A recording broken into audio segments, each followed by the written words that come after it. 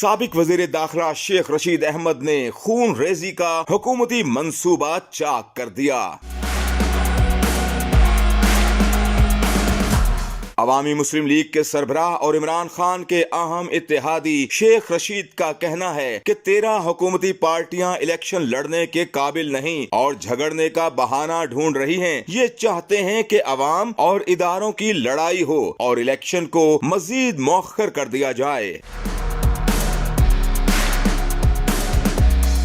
Senior سیاستدان نے دعویٰ کیا کہ وہ لوگ بھی آج عمران خان کے ساتھ ہو گئے ہیں جو پہلے ان کے ساتھ نہیں تھے۔ لوگوں کو پہلے حکومت کی پالیسیوں سے نفرت تھی، اب ان کے چہروں سے بھی نفرت کرتے ہیں۔ شیخ رشید نے مزید کہا کہ چور دروازے سے چوروں کو چوری سے پاکستان پر مسلط کیا گیا ہے۔ مولانا فضل الرحمان نے جو غیر شائستہ زبان استعمال کی وہ عالم دین کم اور مولا جٹ زیادہ لگ رہے تھے۔ خوشی ہے کہ مولانا صاحب ہندوستانی فلم سٹار سے بھی آشنا نکلے۔